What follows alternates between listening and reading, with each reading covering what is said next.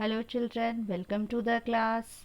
In first video of cell, the structural and functional unit of life, I have discussed the definition of cell, what is cell, the structural and functional unit, why, and the discovery of cell. The cell is discovered by Robert Hooke, but it was the dead cell.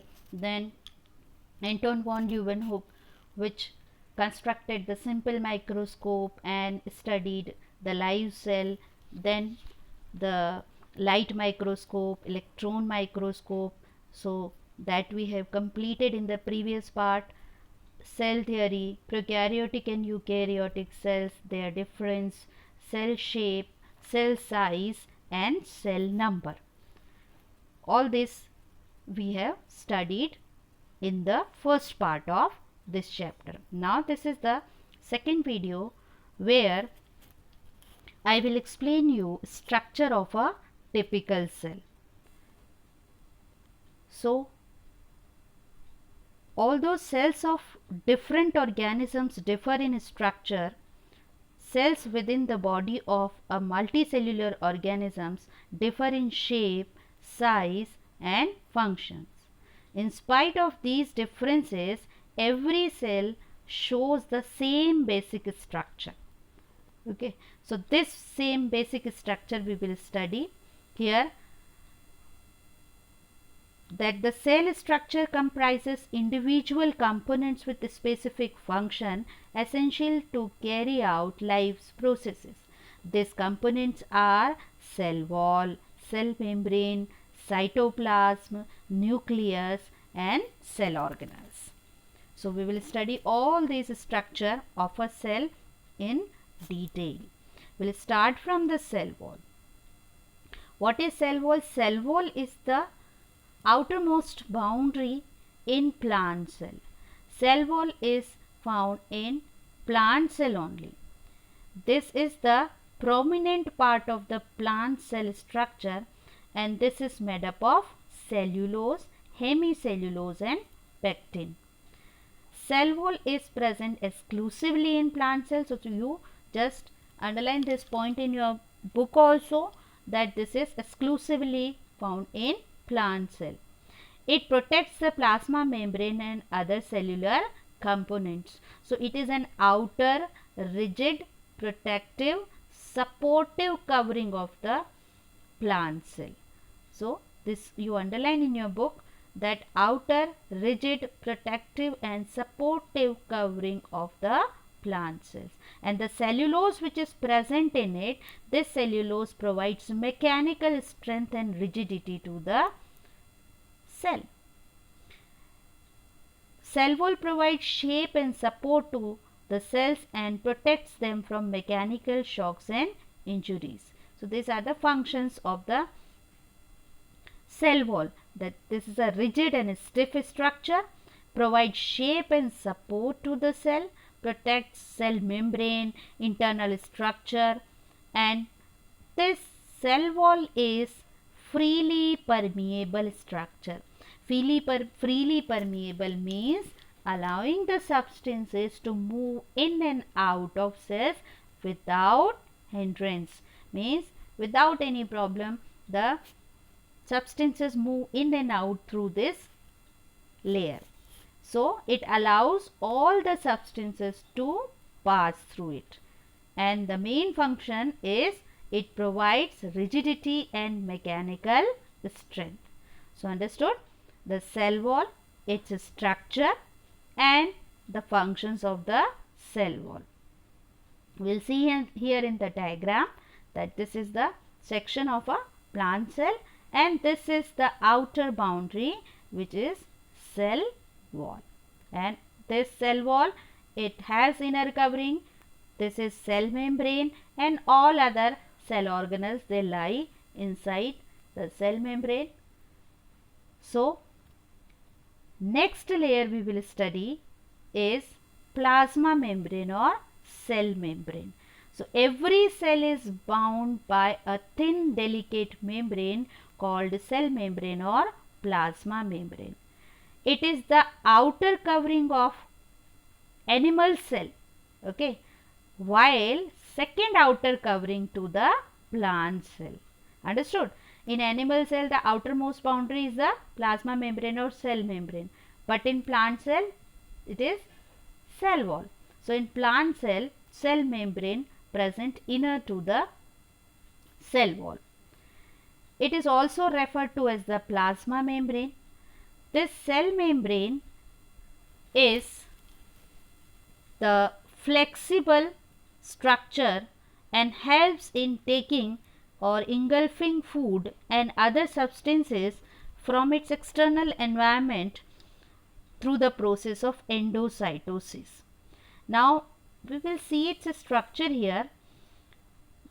As it is the boundary, so it supports and protects the cell and controls the movement of substances also.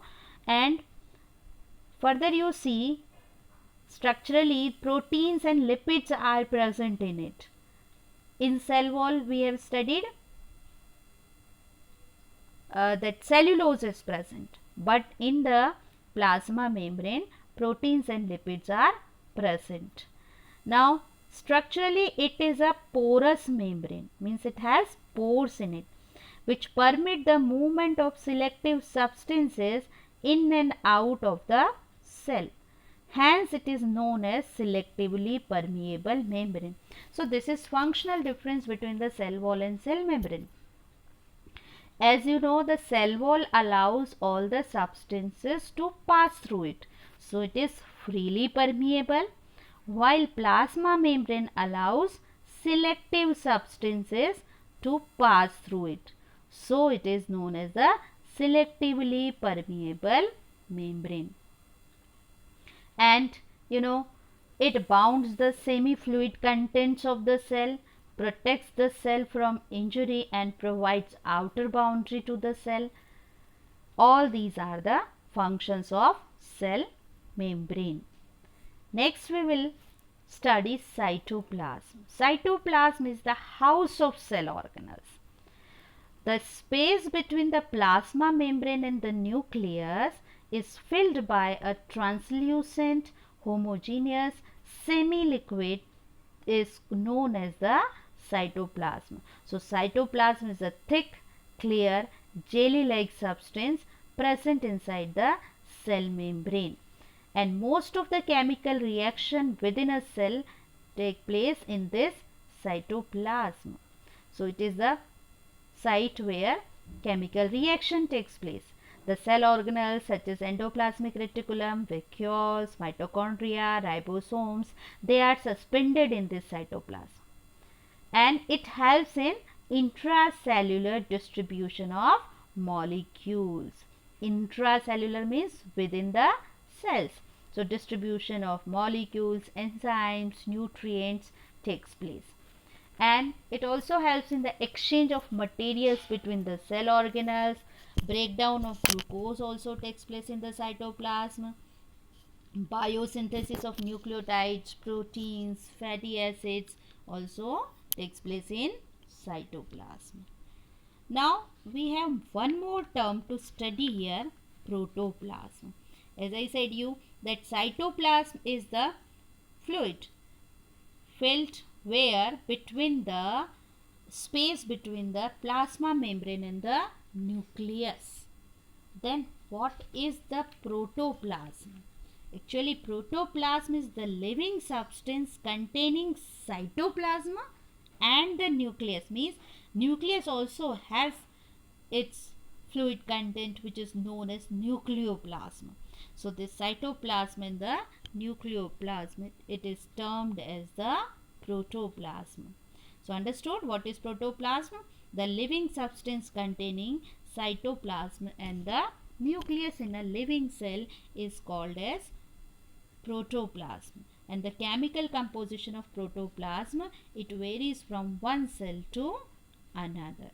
Okay, so difference between cytoplasm and protoplasm is also asked, as well as the difference between the cell wall and the cell membrane. So these all are the structure we have studied from the covering and present inside the cell. Now we will study the cell organelles which are found in the cytoplasm. So what are the different cell organelles found in the cytoplasm? So different cell organelles further they are classified. Okay, कैसे classified हुए हैं? Let me see it. There are two types of cell organelles, membranous and non-membranous. Membranous means with membrane. Non-membranous means without membrane. Membranous cell organelles are of again two types, double membrane and single membrane. Double membrane are of four types: endoplasmic reticulum, Golgi apparatus, mitochondria, plastids. While single membranous or cell organelles are lysosomes and vacuole. And non-membranous structure, there are two non-membranous structures, ribosomes and centrosomes. So we'll start further. Let me see the structure and function of these cell organelles. So we'll start from the endoplasmic reticulum. As I said, endoplasmic reticulum is the double membranous cell organelle and its short form is ER. So this ER is present as an interconnection of tubules that are connected to the nuclear membrane in the eukaryotic cells. So this structure is seen near the nucleus. It is connected with the nuclear membrane. And there are two types of endoplasmic reticulum based on the presence or absence of the ribosomes on them. If the ribosomes are attached on the endoplasmic reticulum, then it is rough endoplasmic reticulum. Its main function is it is involved in protein synthesis. So ribosomes are present, then it is rough endoplasmic reticulum, and without ribosomes this is smooth endoplasmic reticulum, and its function is helping in lipid synthesis. Its main functions are, it is called as skeletal framework of the cell. As endoplasmic reticulum divides the cytoplasm into small compartments and it gives rigidity to the cell. Hence it is known as skeletal framework of the cell. It is also known as circulatory system of the cell. Why circulatory system of the cell? Because it helps in the intracellular transport of material. Hence it is known as the circulatory system of cell. Also it provides a large surface area inside the cell for various biochemical activities. Let me see this through the diagram also. This is the diagram of endoplasmic reticulum. This is nucleus and outer boundary, nuclear membrane, nuclear envelope, and as I said you that the endoplasmic reticulum, it is attached with the nuclear membrane, and this is the interconnected network of membrane lined channels. So you can see here these are the membrane lined channels. Here they are named as cisternae. So these long tubular channels interconnected with each other. Now the rough endoplasmic reticulum means it has ribosome. You can see here these structures are present known as ribosomes. So this is rough endoplasmic reticulum. Here you see this endoplasmic reticulum is not showing ribosomes in it. So this is a smooth endoplasmic reticulum. So draw the structure from your book, in your notebook, practice it. After endoplasmic reticulum, next structure is ribosome. Ribosomes, they are the sites of protein synthesis. Ribosomes, they are non-membranous structure, small granules found freely in the cytoplasm as well as attached to the outer surface of the rough endoplasmic reticulum. We have studied already. And what is their function? They help in protein synthesis. Hence they are known as protein factories of the cell. So their main function is to synthesize the protein. This is the structure of ribosome. Ribosome is made up of two units, large subunit and small subunits. They are found freely in the cytoplasm, and at the time of protein synthesis they come together and form a complete ribosome. So ribosome, have you understood the structure? Now we'll come to the mitochondria. What is mitochondria? The powerhouse of the cell. Mitos means thread, chondrion means granule. So this mitochondria, they contain two membranes, with the outer layer being smooth while the inner layer is marked with the folding and finger-like structure. These finger-like structure are known as cristae, and their shape may be different. They are typically sausage shaped, but they may be granular, rod shaped, spherical or thread like. That is why mitochondria, mitos means thread. Now the cavity of the mitochondria is known as filled with the matrix, and in the matrix various structures like lipids, proteins and circular DNA and RNA, they are present. And mitochondria, they are also home to the single double stranded DNA, just now I said to you, and capable of produce 10% of the protein present in the mitochondria. So DNA is also present in the mitochondria. The primary function of the mitochondria is to synthesize the energy, to form the energy. So this energy is formed in the form of ATP, adenosine triphosphate.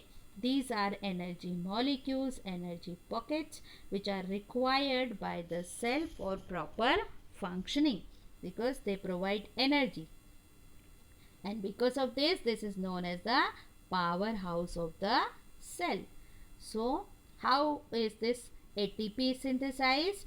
This mitochondria, they are the miniature biochemical factories where foodstuffs are oxidized and energy is released. This energy is stored in the form of ATP.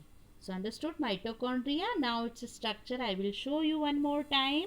That double membrane, this is the outer membrane and this is the inner membrane. You can see here that the inner membrane forms this finger like projection. Everywhere you can see these are the finger like projection, and these finger like projections are known as the cristae. These are cristae. You see here the intermembranous space is also there. Ribosomes are present. Here the fluid filled in this internal cavity. This is matrix. Here the F1 particles. These are required for the respiration, cellular respiration, and DNA is also present in it. So practice the diagram of mitochondria also in your rough notebook. Next is their Golgi apparatus. Golgi apparatus, this is known as the Golgi complex, also contains three components. Examples, these are the, namely they are cisternae, vesicles and tubules. Three components together, they are connected with each other. Out of them, cisternae is the flattened sac-like structure which is arranged in bundles in parallel fashions.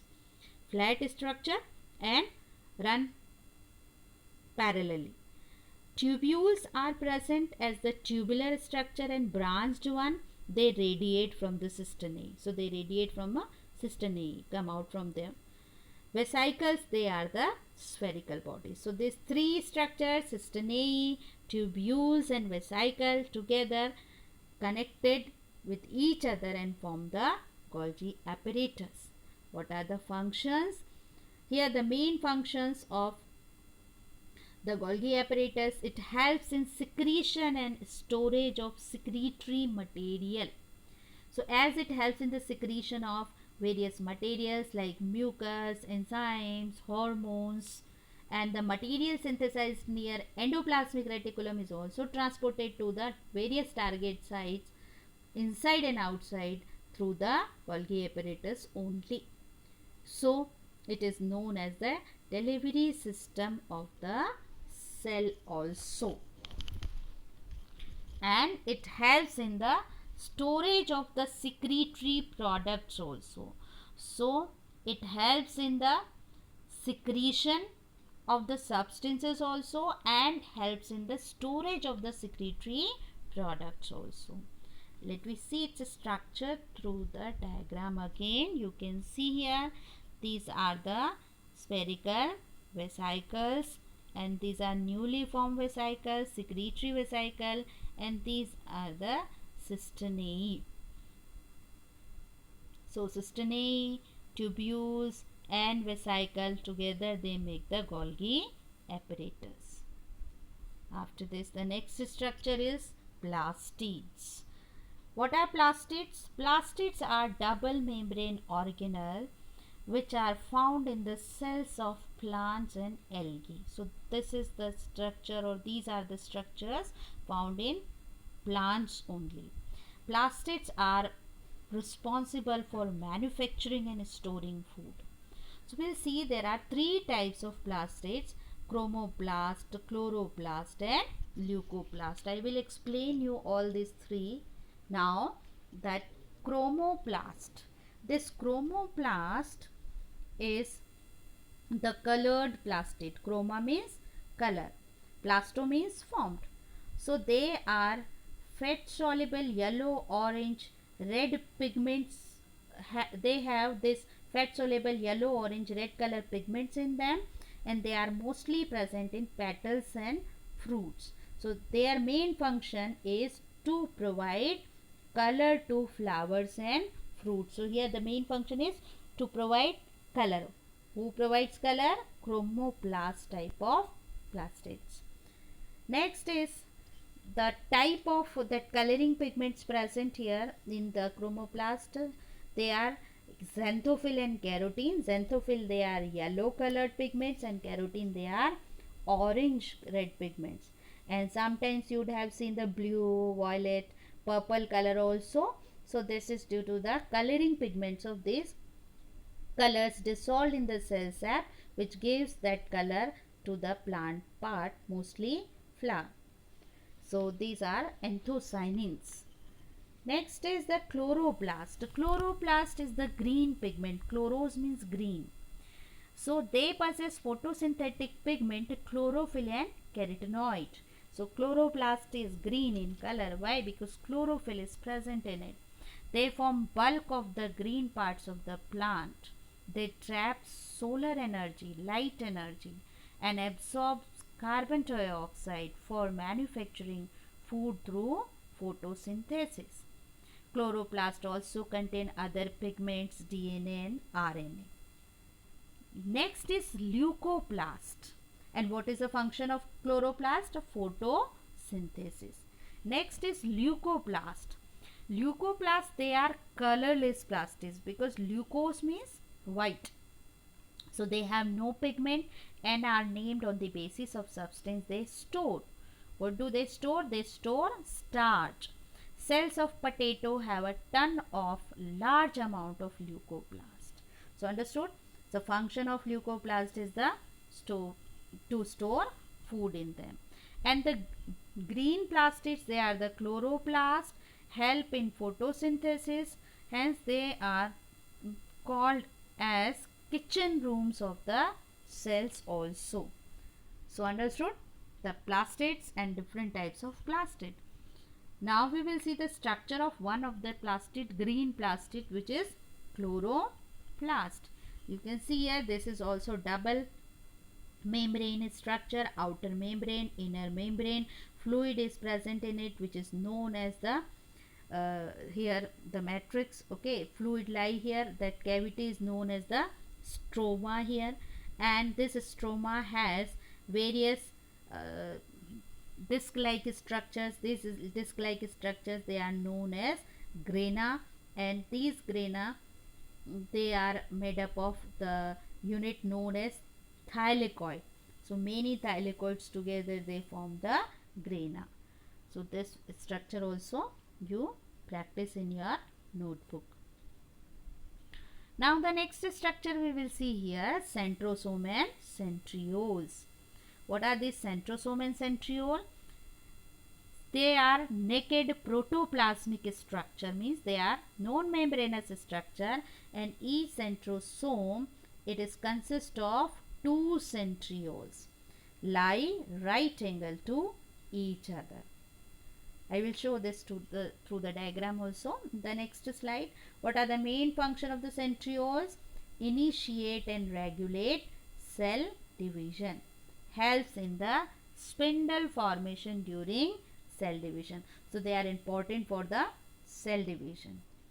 Here you see this is the complete structure of the centrosome. The two centrioles, this two structure, they are centrioles lie right angles to each other, and you can see these rays are arising, they are the microtubules. So this is the structure of centriole together forming the centrosome, and they are found in animal cell only, but found in some plant cells also.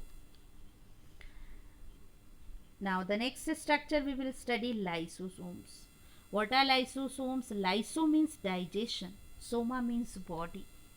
So these lysosomes are membrane bound organelles budded off from the Golgi bodies, and they occur in cytoplasm of animal cells. These organelles they contain an array of hydrolytic enzymes. So many hydrolytic enzymes are present in the lysosomes, which are required for the degradation of various macromolecules to break down these molecules.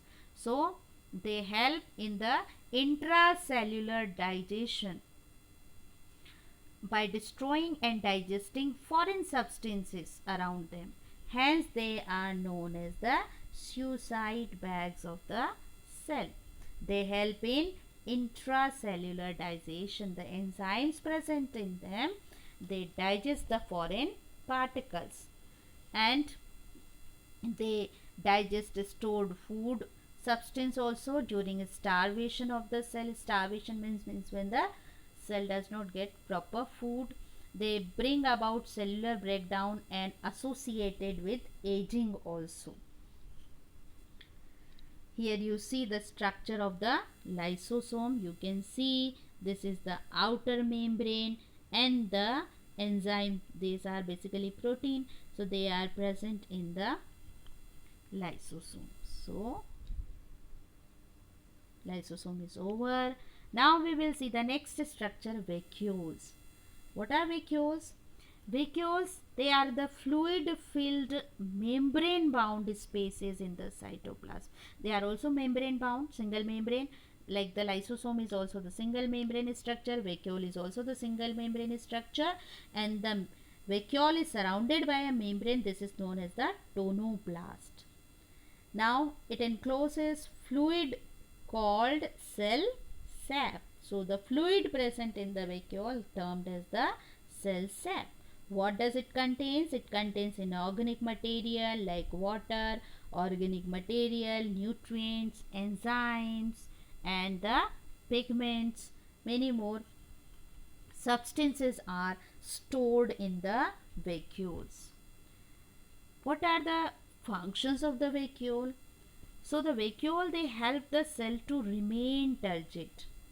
They keep the cell remain turgid.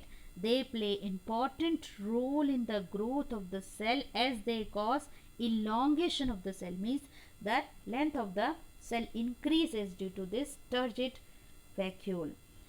They help in the storage of the substances, water soluble compounds like sugars, minerals, and pigments. In some protozoans like amoeba and paramecium, these vacuoles help in getting rid of body waste. So they remove the body waste in amoeba and paramecium. Let me see the vacuole's structure.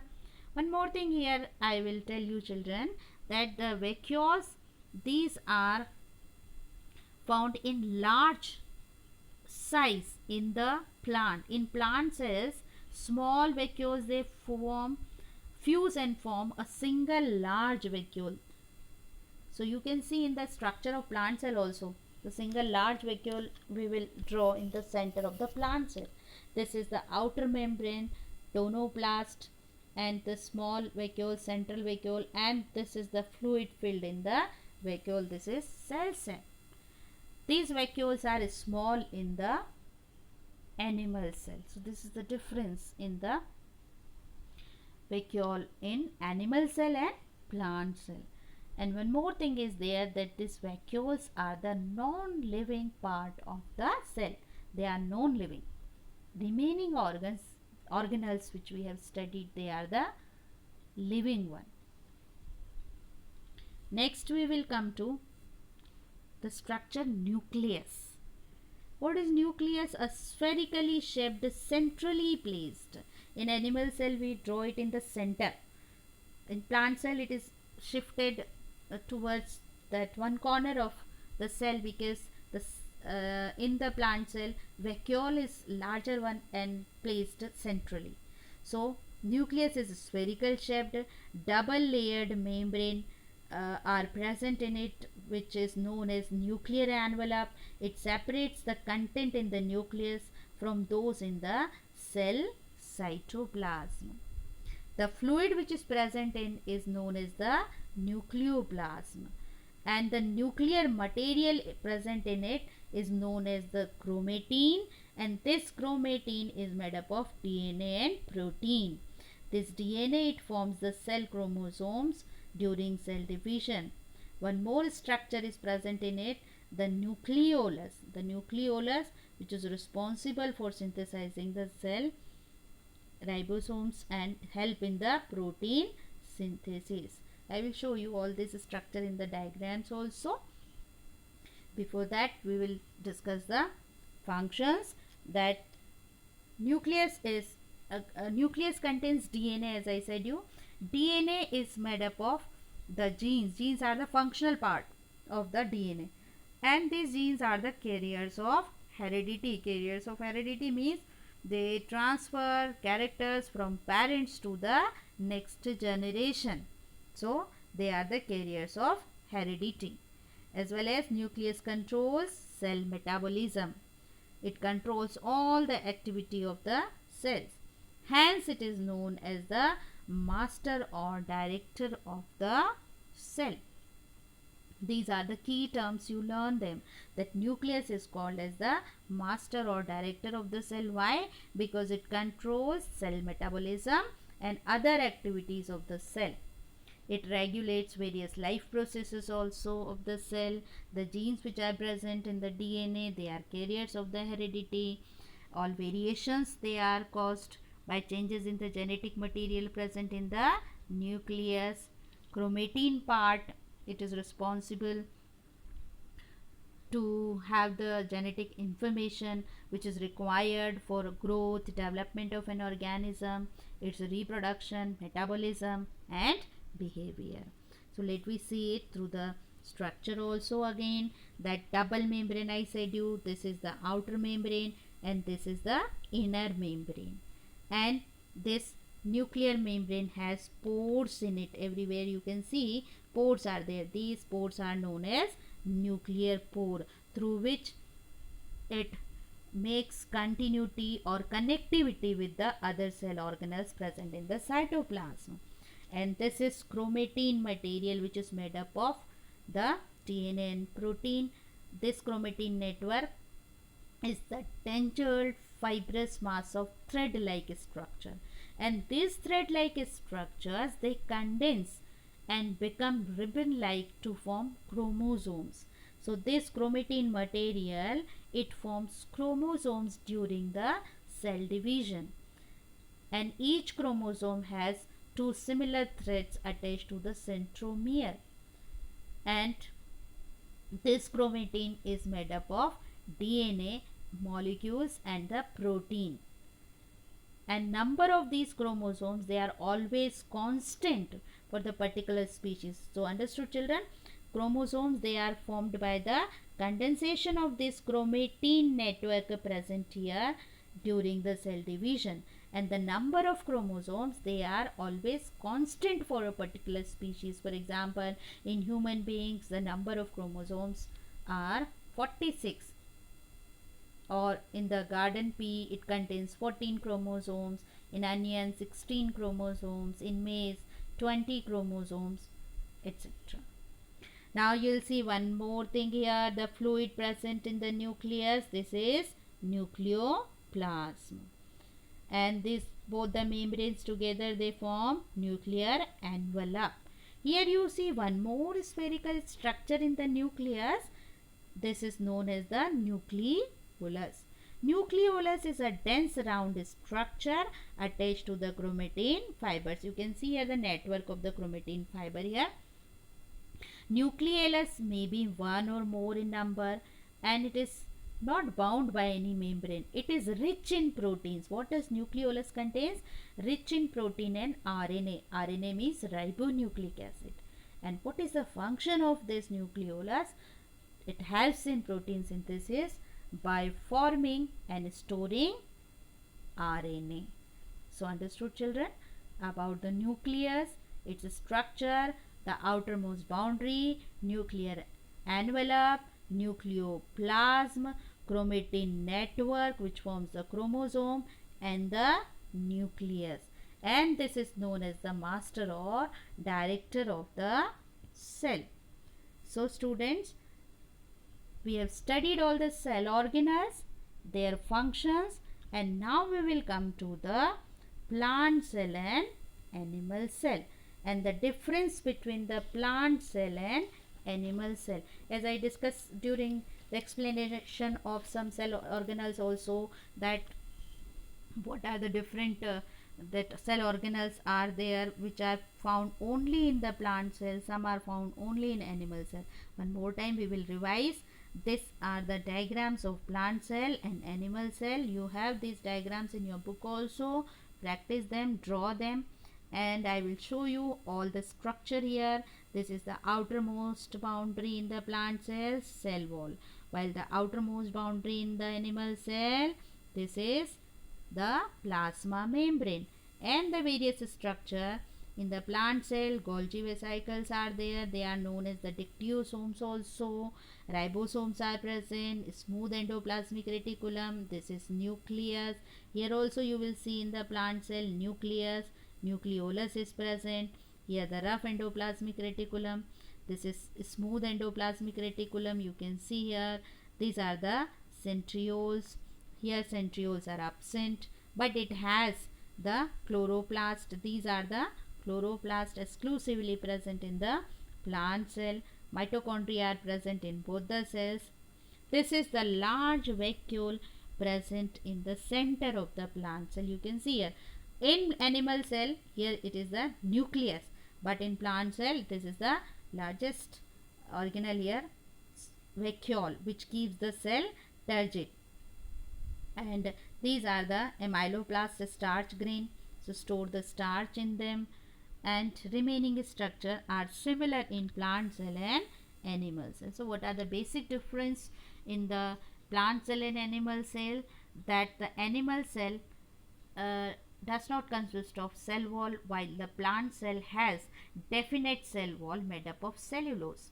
Size of the vacuole is larger in the plant cells, they have well developed vacuoles, but the animal cells, they have small vacuoles here. When we come to the Golgi bodies are well developed. You can see here the well developed Golgi bodies in the animal cell, while in the plant cell they are found in the diffused form. In diffused form means they are scattered, and here they are known as the dictyosomes. Centrosomes and centrioles, they are present in the animal cell but absent in the plant cell.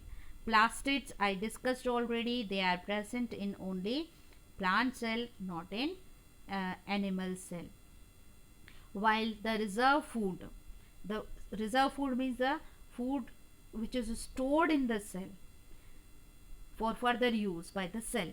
So reserve food in the animal cell is the glycogen, while in the plant cell it is starch.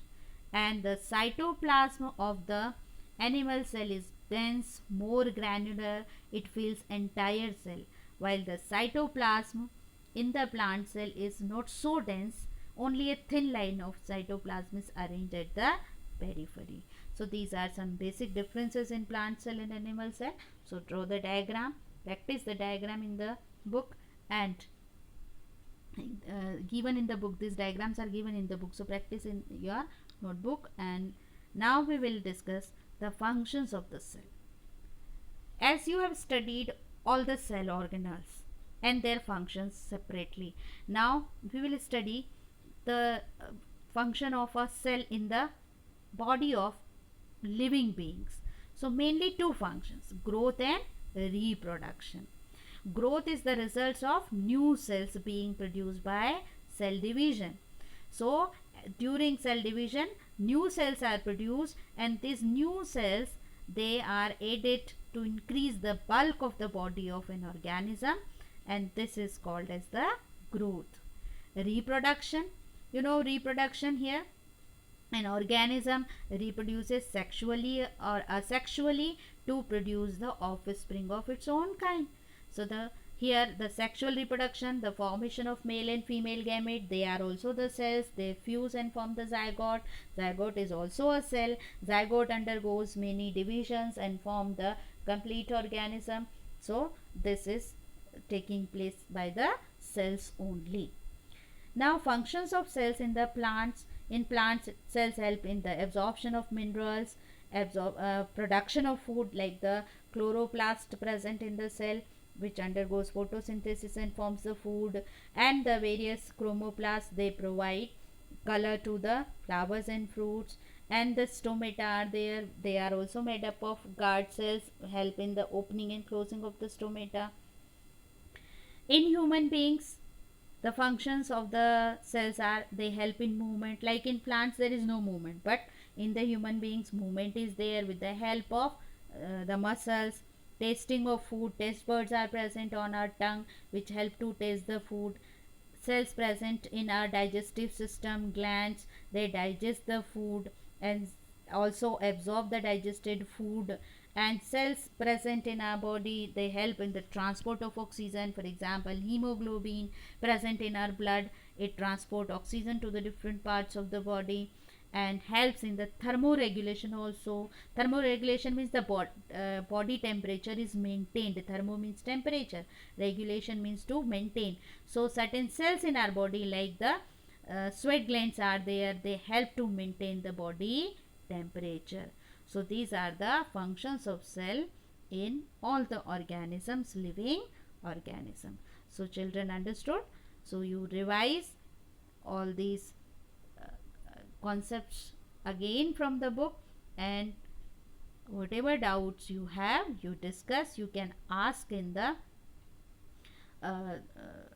class also, Google Classroom also, and in the comment box also. You can ask your problems. If you have any doubt, complete the back exercises, and if you do not get any answer or any doubt is there in any question, then you can ask.